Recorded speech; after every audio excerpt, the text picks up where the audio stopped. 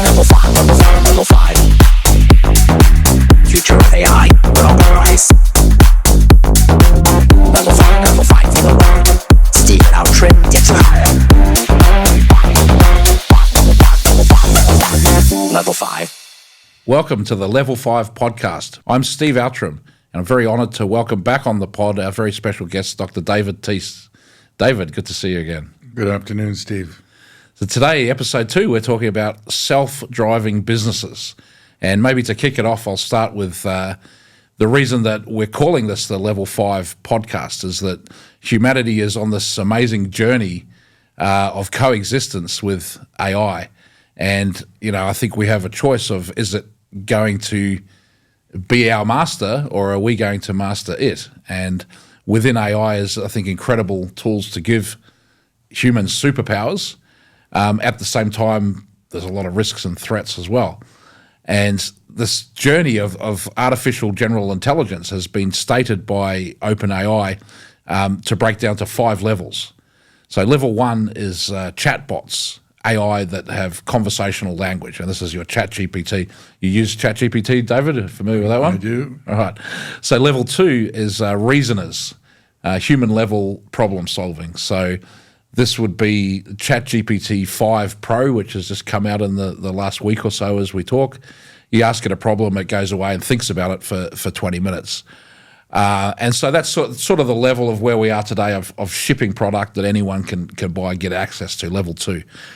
Level 3 is agents, systems that can take actions.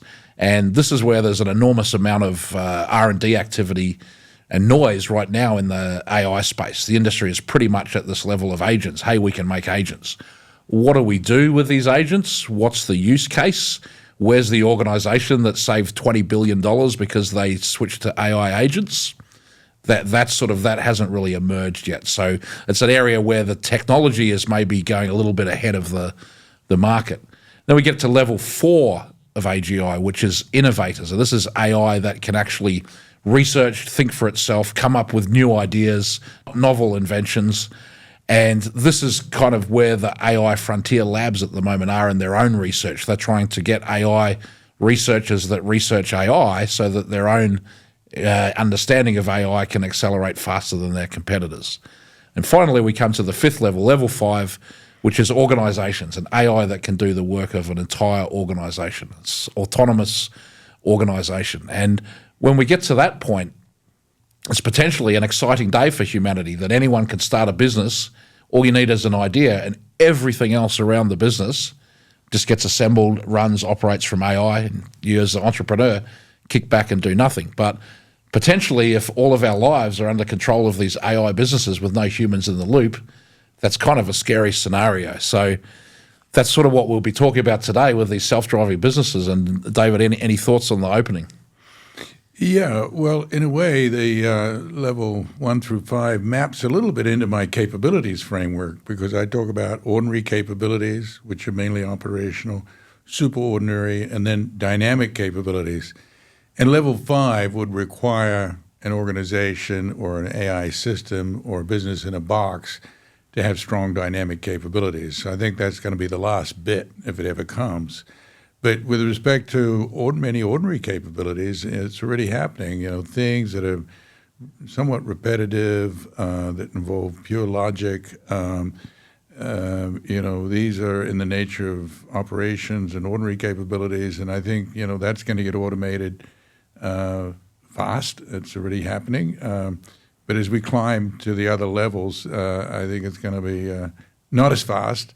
But, you know, some version of it will happen. There will certainly be an assisted, you know, humans assisting, I guess you wouldn't call it level 5, but you know, a very limited number of humans assisting a business in a box, to use your term, in the not too distant future. Yeah, I think that this progression towards level 5 is a journey. It's not like, you know, necessarily we wake up one day and every organization in the world is suddenly going to be autonomous, and the day before none of them were. But I think what will happen is that organizations will become increasingly automated, and they will migrate first perhaps to being event-driven businesses. So something happens, a customer walks into the showroom or visits a website or sees an ad or clicks a link, and then the business responds to deliver that thing to that customer. And the operation of the business is delivering the good or the service and then getting paid for it. So more and more of the manufacturing process has been automated, and I think now customer support we're seeing starting to be automated. Some of the back end paperwork processing and things like that. But the frontier is more the creative side, the brand, and they talk about AI that can aid in invention as the innovators. But what about the AI that can come up with just fantastic brand concepts? Isn't that equally as important? Well, coming back to what you were saying before about event-driven, I like to distinguish between predictable events and unpredictable events. A certain stream of customers coming in, you don't know exactly when. It's relatively predictable, or maybe it's a random walk, but it's customers coming in.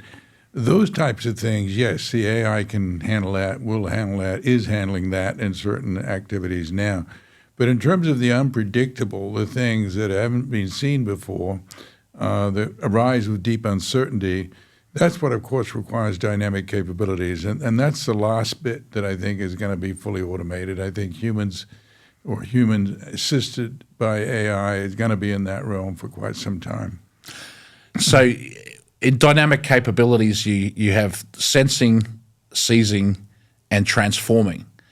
Now, on the sensing side, that seems like an area that's fantastic for AI, right? That it can just absorb an enormous amount of information from a large, wide variety of sources. Yeah, absolutely. And no question that with respect to sensing and gathering information, certainly if it's on the internet, it's real easy. But even going beyond that, I think AI can definitely assist that. Sensing has its counterpart, not its counterpart, but its companion, which is sense making. And, the sensing operation in my vocabulary is not over until you actually make sense of the data you're getting. And that bit will take longer. That requires cognitive skills. It involves interpretation. But it's definitely coming.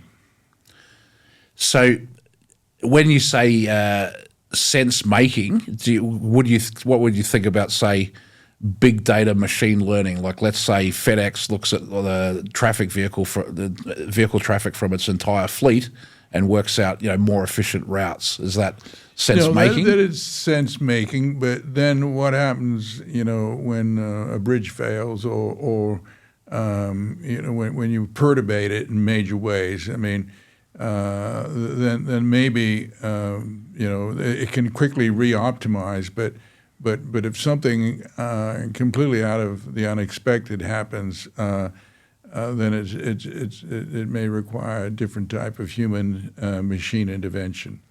Right. So if we were to have a self-driving business like we have self-driving cars, can you see that it would follow a similar pathway to how we've got to these self-driving cars? That through having millions of Teslas on the road with cameras watching everything on the road, sending it back to a supercomputer, the Tesla brain learns how to drive a car from so many sources. Can you see that could happen with millions and millions of businesses, and then the AI is learning from all the businesses at once? Or is that less likely to happen because each business is kind of its own silo? Well, think about self-driving cars. You're actually driving on roads. You're not flying as well, So there's additional dimensionality that's involved in running a business. So certain aspects of running a business, no question, they are automated now. They'll be more automated, and more will be automated. But then there's sort of a hard core of things that is going to require, I think, at least for a while, some human cooperation with machines or with AI. And that part is going to be a heavy lift. On the other hand, the AI is getting better all the time, so maybe the AI will be ready for that heavy lift. But I'm not. I think there's a role. I wouldn't call it optimism or pessimism. I think there's a role for the humans in there for quite some time. Well, I see one side of automating a business is the operations, and getting computers to do things the same way all the time, like robotic manufacturing. But another way to think about automating a business is the journey of the founder. That when you become an entrepreneur and you go and do a startup, it's quite an amazing journey. And for a lot of people going through that journey, it's the first time they've done it. It's not even something they've necessarily contemplated or studied. They just find themselves on this journey, and usually they find themselves alone. It's kind of a lonely path being an entrepreneur. And I think that there's a great amount of opportunity in the AI to automate that journey and to just help startup founders on that process of turning their ideas into reality, walk through that journey in a more structured, controlled way, where you can't really get someone to hold your hand as an entrepreneur and show you the way. But I remember when I was starting out 30 years ago now, that I wanted that more than anyone. If I could just have someone that would come in and knows a bit about business and say, hey, I've got these problems. How do I even think about solving them?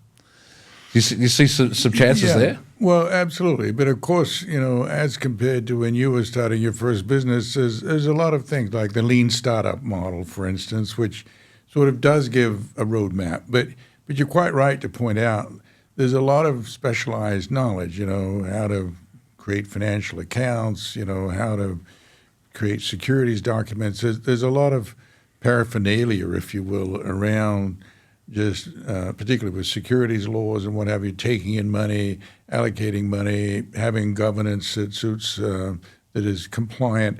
There's a lot of tasks which, to some extent are menial tasks, but they have to be done, and the entrepreneur, just wants to get on with building the business. So having a toolkit in a box as a helper for creating, eventually it may be a business in a box, but as a toolkit right now it could be a toolkit in a box, and I understand you're working on something along those lines. I think that could indeed be a fantastic aid for the entrepreneur that really hasn't had much exposure to business. Because I often like to say that many of the, particularly in the area of deep tech, you got some really smart people that solve hard problems, and then what I think of as the easier problems, the business problems, they really stub their toe on it. So giving them a set of tools and capabilities through AI, I think would help, particularly in deep tech and so forth, where people have got science backgrounds, not necessarily business backgrounds. Yeah, well, the big problem we're trying to solve here at Sausage Software is, what are humans going to do in this post-AI world?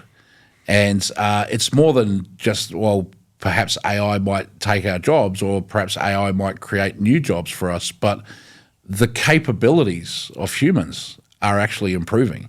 We can do so many more things now with these tools than we could do before. But what are we going to do? And I think that there's also an inevitable convergence between people wanting to become content creators. It's so easy these days to make your own content and share it. And people are growing up used to now consuming content, authentic content from other people like themselves, more so than the manufactured, kind of fake content. So there's a huge, I think, drive of people naturally to be content creators. The estimate's maybe 400-500 million people in the world already that consider themselves that. But it's to actually make a living from being a content creator is kind of quite challenging, and you basically have to become an entrepreneur to do that. Coming from another angle that I know you're very familiar with, philanthropy. It's one thing to write a big check, and you can really make a difference in people's lives with writing a big check, but a lot of these charity organizations that I've encountered, they're not very efficiently run. And if you could just help them run more efficiently, and everybody's checks would go so much further, that's kind of a better contribution to the charity than just writing a check, which today they call that impact investing. But I like to call it philanthropreneurship, because I think that we're going to see a wave of companies in the future where the purpose of the company isn't just to make profits. The purpose of the company is actually to help the world and make the world a better place. Well, you covered a lot of ground there, and you started off by saying, what's the role for humans? So perhaps we should distinguish between IQ and EQ.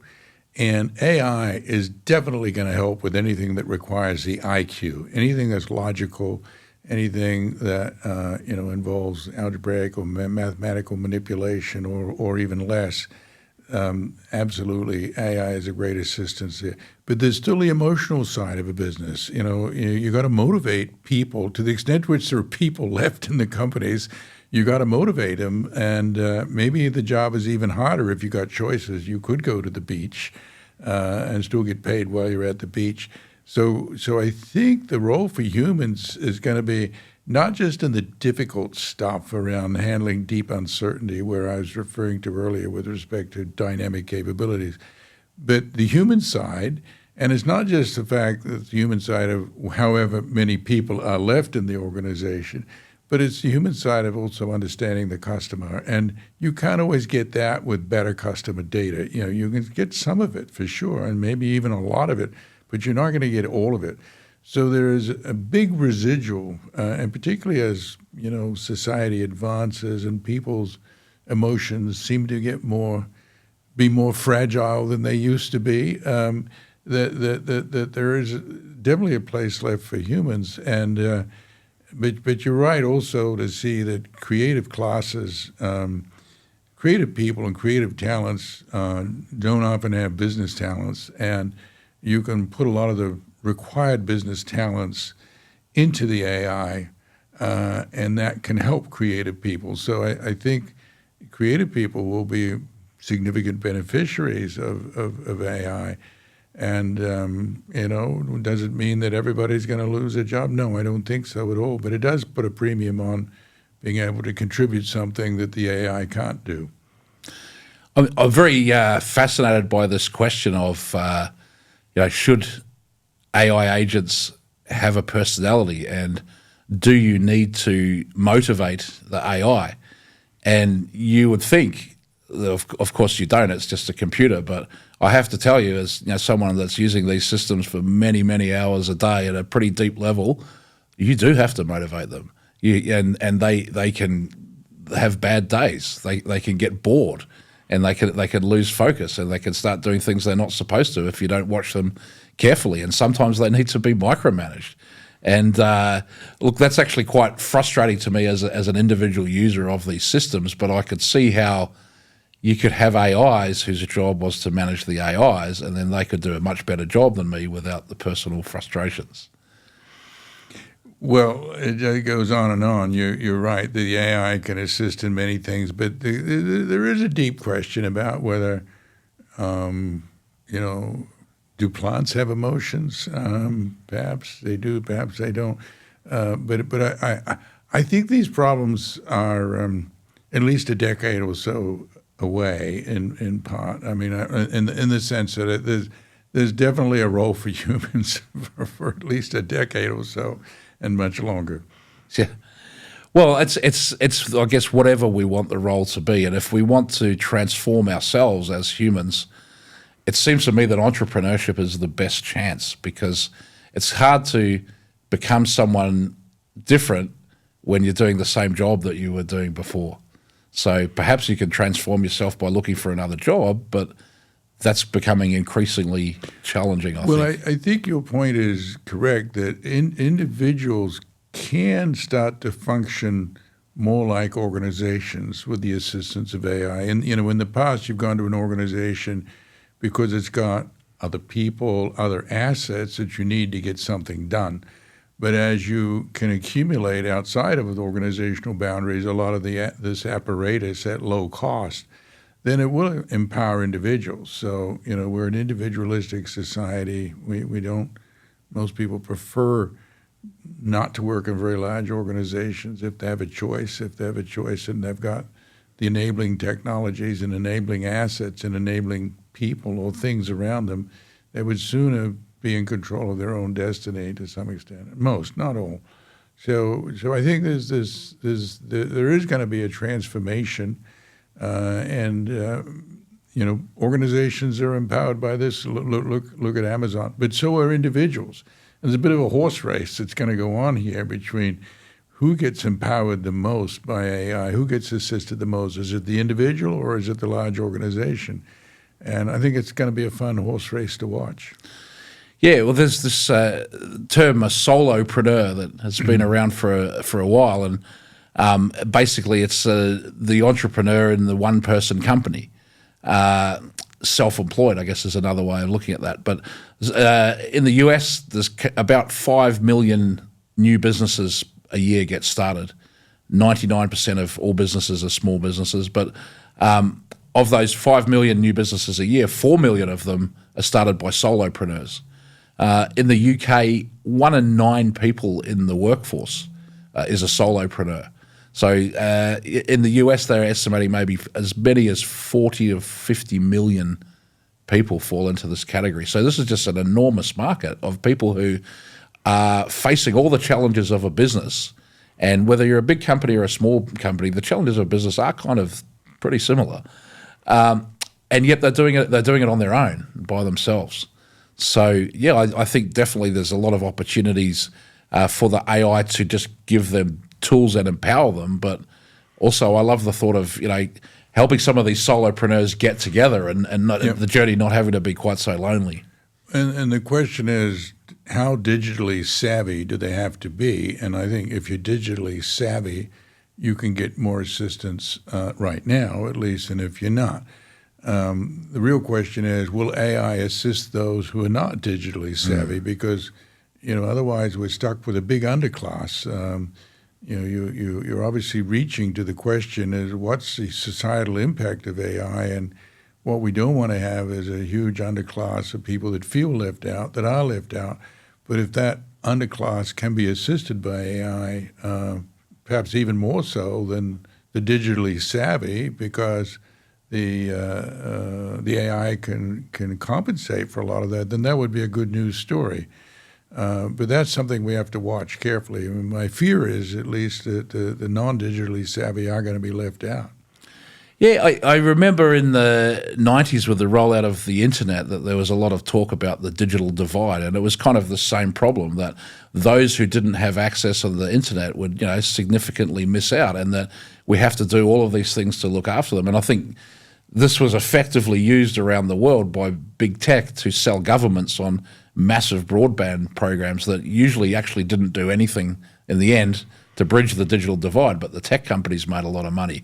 But I think today it's, although, yes, there is some aspects of this digital divide, it's sort of an education divide as well, but it's really incredibly easy to access the internet for almost anyone. It's just built into a phone, and even if you have no money, you can go places like a library and get on a terminal, use the internet for free. So did that problem just go away? No, the problem is still there, because not everyone has got the habit of going into a library. But I do think as you get more and more stuff that's voice activated, and as the AI gets more intelligent, that it can actually help, lift up people at the bottom, so long as they can speak and inquire. Yeah, well, that brings up a point that I'm quite passionate about, which is the user interface to these systems. That for some people, they never really embraced computers because they had to learn this new user interface of typewriting, and they hadn't used a typewriter before. And when the smartphone came out, I know my parents were a bit like, "Oh, this is a bit too fancy for me." Now they're fine on it, but there's always this challenge of user interface. OpenAI's teamed up with the Apple designer Johnny Ive, and they have apparently some new device that will be this interface. But do you have any ideas of what you think the preferred way that people might have to talk to AI is? Do you imagine like talking to it with voice? Do you imagine talking to a screen on the wall? Well, I think whatever's the most human is the best, and voice is more human than typing. So I'm not an expert in this area, but I do think that finding easier ways for people, improving that interface even more than, Steve Jobs, I think, gave the whole world an enormous assist by making the user interface friendly and focusing on that, which goes against the instinct of many people in the tech world, because they always want to add complexity. But sort of having a rigorous discipline around the user interface has been important. and will become increasingly important, particularly as you try to reach the underclass that may be left out here. Yeah, I think good to make the distinction, which we do in the industry, between the UI and the UX, which is the user interface and the user experience. And Jobs in particular just was so laser focused on the user experience that every aspect of that journey that the customer goes through in engaging with the brand has to be amazing and first class. And some of the user interfaces, to be honest, weren't really that great over the years, but the experience was amazing. I think voice is important. Google, in their AI studio, you can go there and they have a thing where you can share your screen with the computer and talk to it. And then you can talk through, hey, I'm looking at this on the screen. What do I press here? What does this mean? And you can circle it with a mouse and have a conversation with it. And I've used that to interact with the AI in voice in a way that's sort of productive. And so sometimes when I hit a problem, I go to that to solve it. Sometimes I take a screenshot of the screen and I just paste it into Claude or ChatGPT and say, hey, what am I looking at here and what do I do next? And both of them kind of have pros and cons and delays. But I think what we're talking about with a self-driving business is we even kind of go beyond a user interface. That at what point do you need to interface with your business at all? And the race is on in Silicon Valley at the moment for I call it the solo corn, the first solopreneur unicorn. So the company has only one employee, but more than $1 billion of market cap. I think self-driving businesses offers something even beyond that, which is the naughty corn, the zero employee business worth $1 billion. And if you can have a business that's worth more than $1 billion and there's no people in it, it's entirely digital, well then can you copy that business and you suddenly have two businesses worth $1 billion? So first of all, let's not get ahead of ourselves. I mean, the regulations have to change because I think to have a corporate entity, you need a board of directors and you need a CEO or at least a principal executive officer. So you're going to have, for legal reasons, at least some employees doing something until the law changes. So, it's great to dream about what it could look like, but I do think there's regulatory issues that are probably going to be the slowest ones to move. Yeah, well, you're talking about the corporate offices, yes. Right? But today there's solopreneur companies that don't have a board of directors. So yeah, that's true. But if you want the benefits of limited liability, which you probably want to have for $1 billion business, you probably do want to incorporate. And there's tax treatment and things like that are different. So there's going to be regulatory things that have to be attended to. But that's where the AI can help. I mean, there's many tens of thousands of pages of regulation. And that what cripples small businesses is actually understanding all this regulation. And Congress keeps generating more and more and more. The executive branch generates more and more and more. They don't take away anything. They just layer more regulation on top of more regulation on top of more regulation. So until you have transformation of government, you've got this plethora of things that business has to chop through. And actually, I think that's one of the biggest barriers to the solo entrepreneur. Particularly if you're building $1 billion business. If you got, a garage business selling $10,000 worth of things, that's one thing. But if you've got $1 billion operation, you got lots of regulations to comply with, and that's where I think AI can assist a lot. Yeah, I think in that case, I see a lot of businesses to comply with regulations, they would go to their lawyers. And so that's not an employee, it's actually someone in a separate company, Yep. But they're still kind of a vital part of the operations of the business. And so I think being a solopreneur doesn't preclude you from working with others and having contractors or having a board of directors, having shareholders, having other people involved in your business in different ways. But maybe that nature of what is a business and what is a company has to change. You've mentioned to me in the past, David, this framework of open innovation. I don't know if you'd like to talk about that a bit. Yeah, open innovation is a term that my colleague and friend and former student, actually, Henry Chesbrough, came up with, which summarizes the fact that most organizations, and this has been true through history, rely a lot on innovation from or accessing new knowledge from outside the organization. I mean, we had this model for many years of thinking of a company as generating its knowledge internally through its own R&D department. Well, if you go back far enough in history, there weren't centralized R&D labs till the 1890s anyway. So businesses were essentially using an open innovation model, using contract engineers. But then, in the early decades of the 20th century, whether it was DuPont, whether it was RCA, whether it was Edison, whether it was Exxon, they all built big research labs, and that was the way innovation sort of took place. It was sort of more linear from R&D through to manufacturing and through to production and so forth.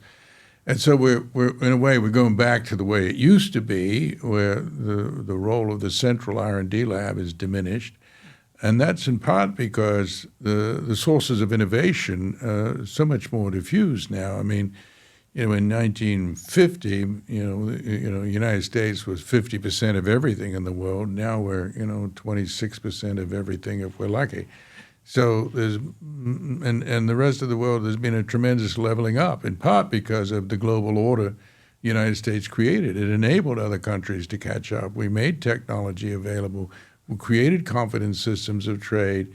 We created licensing systems, and we assisted other companies and other countries in their economic development. So open innovation has sort of become a necessity, and everyone has to practice it to one degree or another. What Henry did with the open innovation model was, help develop a lot of the protocols and procedures for making and best practices for open innovation. But yes, indeed, I think with AI, the solo business can outsource, a lot of the business of idea formation. But at the same time, there has to be a combination of this. I mean, you can have these bits and pieces, but the essence of building a business is combining, and the essence of innovation is, as Schumpeter put it, new combinations. So they have to be brought together. So can the AI bring it together as well as go find it and bring it in? Probably. But I think there's going to be a role for humans in that process for quite some time. Yeah, a little bit like the DJ in music, combining what has existed before in a new way and novel way that engages people and engages the way the previous things did, but with a twist on it. Yep. What would you say today are some examples of large enterprises that have really embraced automation?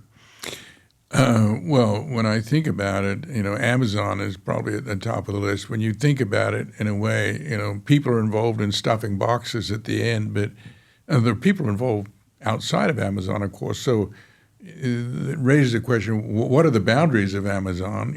Do you count all the independent suppliers? Well, typically we don't, of course, but people are involved in delivering and creating, producing, shipping, packaging, delivering products through Amazon. But in terms of what Amazon's doing, is basically a super coordinator. And the only bit that's labor intensive is stuffing boxes at the end. But that's not to say it's not creating jobs or a vehicle for job creation upstream, laterally, horizontally, and so forth. And I believe it is. But the success and the scalability of Amazon requires mass automation and AI. And my sense is that, management has real-time information and can, easily adjust and pivot because of the systems that are in place. In other words, you couldn't have an Amazon without, complex algorithms, which are, early stage AI. I think of it early stage AI as being complex algorithms in a way. It's been there for a while. Harnessed to a complex production system. So, Amazon has obviously invested enormously in building this, and had to hire some of the smartest brains in the world to put all this together, but now it's out there and they've built it, and those brains go on and work on other companies, and it's sort of, it becomes a lot easier to be the second or third or fourth, and then with AI to perhaps be the 10,000th Amazon. By that time, you're possibly getting all of the algorithms that Amazon spent so much to develop to use yourself. Is this what dynamic competition means, that Amazon built this huge competitive advantage, but the playing field changed underneath them? Yes, in part that's what it means. But at the same time, because Amazon's got the scalability, it's still got advantages. But if it doesn't stay agile, if its dynamic capabilities weaken, it creates inroads for others. So no large platform, in my view, as we discussed earlier, can take its incumbency advantage for granted. And as we also discussed earlier, incumbency is as much a liability as it is an advantage. Historically, we always thought of incumbency as, oh, you're an advantage, you've got entry barriers, you've got all of these assets in place. But, if you're on the outside, to some extent, you're licking your chops thinking, okay, this guy is clumsy, has got a lot of invested, they can't pivot, and we can outmaneuver and outsmart them. So I think we have to look at incumbency through a new set of lenses, because it's not the benefit it used to be. Everybody's vulnerable, including and maybe especially incumbents. What about relating this to the laws of nature? Is the incumbent the apex predator? Well, the incumbent, of course, there's many niches in business. I mean, there's ecosystems and there's niches, and different species survive in their own niche. But it's true, no matter what the species is, that just being more efficient isn't a way to survive. And in business, we've often thought, oh, the way to get ahead is to be more efficient. But it's not. The way to get ahead in business, particularly in today's world, is to innovate. And if you're not innovating and adapting and changing and being entrepreneurial, you're not going to last very long. By the way, the same thing in the animal world. If you focus all your time with your head down, eating, you're not going to see the predators coming. So, smart animals are not eating all the time. They're looking around, and they're aware of their broader environment. So how would the transforming work in the natural environment? Is it that the animal would move to a different ecosystem if it sensed that something was wrong? Well, transformation is something that's hard to take place in nature. I mean, we can assist it with genetic engineering today and crossbreeding and things like that. So there are sort of primitive methods of transforming, and of course farmers get very good at this. But so do whether it's plants or whether it's animals, but the analogy for transformation, what businesses need to do, businesses need to re-engineer themselves and change some elements of their genetic code, and that's easier to do in a business than it is in nature. So we've been talking about self-driving businesses and looking at perhaps the natural environment as one example of how these systems can adapt and transform. Maybe we could just finish the discussion today on a bit of a more lighthearted question. What's more dangerous, self-driving businesses or self-driving cars? Oh, well, first of all, self-driving cars are pretty safe these days. I mean, any accident becomes headlines, but they're not headlines every day. There's maybe headlines twice a year or something like that, or less. So I think they're remarkably safe already in the uses to which they're being put. Just like, most aircraft are self-driving. We don't think about it that way, but the pilot is just sitting there providing oversight. May or may not land the aircraft, typically doesn't. And they're incredibly safe. So self-driving businesses, The question is, how much mischief can they cause when they go wrong? And what is the discipline? Self-driving car could end up killing somebody. A self-driving business that fails to meet a customer demand will lose a customer. It may not be as catastrophic, if you will. Losing a customer may not be as catastrophic as killing somebody. Well, let me flip it on its head. They say 90% of small businesses fail in the first 3 years. So if 90% of the times people drove a car, they had a failure, that wouldn't be a very effective system of transportation. And yet the world of business is surprisingly effective despite that failure rate. So imagine if instead of 90% of businesses failing, you could get 90% of businesses to succeeding. Work. Yeah, the world would flip on its head. The businesses would be different because they would have been reconfigured so they succeed. So it would be like putting you through the lean startup model on steroids, and with all the supporting infrastructure that's necessary. So, look, I think self-driving businesses are a little bit harder to wrap your head around because, it's more distant, I think, than self-driving cars, although self-driving cars and trucks, for that matter, are likely to begin and are beginning in very niche markets and go beyond. And I imagine self-driving businesses will likewise start in niche markets and then go beyond. Right. Well, Professor David Teece, thank you so much for your time today. Thanks for being on the Level 5 podcast, and we'll talk to you very soon. Thank you, everyone. My pleasure.